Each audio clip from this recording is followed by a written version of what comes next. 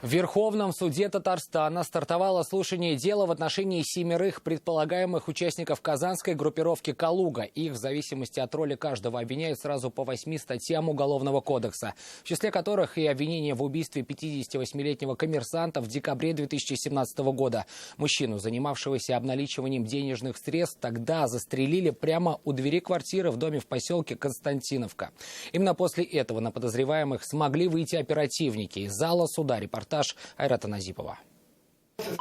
Большинство подсудимых скрывали свои лица под масками, а некоторые и вовсе до начала заседания нецензурно выражались в адрес журналистов, явно не желая огласки процесса. Всего перед судом предстали 7 предполагаемых участников казанской группировки «Калуга». В зависимости от роли каждого они обвиняются в незаконном изготовлении и хранении оружия, наркотиков, вымогательстве, разбое, а также в похищении человека и его документов. Завершает палитру обвинений убийство 58-летнего казанского коммерсанта. Преступление произошло в декабре 2017 года. В марте следующего начались задержания. Как считает следствие, за несколько месяцев до преступления предполагаемые злоумышленники узнали, что мужчина занимается поставками продуктов питания и незаконным обналичиванием денежных средств. За ним стали следить, выяснили его образ жизни и подгадали день, когда у бизнесмена с собой будет крупная сумма наличных. На потерпевшего напали в момент, когда он возвращался домой вместе с супругой. 2 человека поджидали бизнесмена в подъезде его дома в поселке Константиновка. Он как-то нагнулся на меня. Я в этот момент пытался выкинуть сумку. Достал травматический пистолет справа.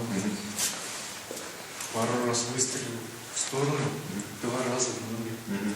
После чего он руки отпустил, я выхватил сумку.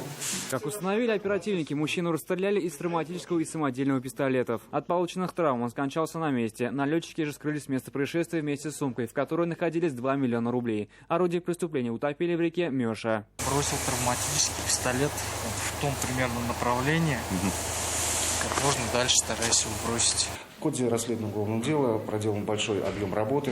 Так проведено несколько десятков различных экспертиз. При помощи специалистов-водолазов с дна реки подняты фрагменты оружия, использовавшиеся в момент нападения. Перед началом судебного заседания некоторые подсудимые попросили суд запретить съемку. Возражаем против видеосъемки.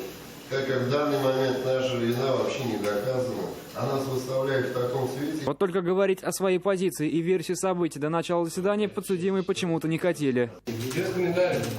Суд ходатайство отклонил. Тогда все подсудимые заявили об еще одной просьбе. Я прошу предоставить мне время на знакомку с оптическими дисками. Как их очень там много, но... В этом случае суд пошел навстречу и удовлетворил ходатайство подсудимых. В деле объявлен перерыв. Следующее заседание состоится 25 сентября. Айрат Назипов, Наиль Абдуллин, вызов 112.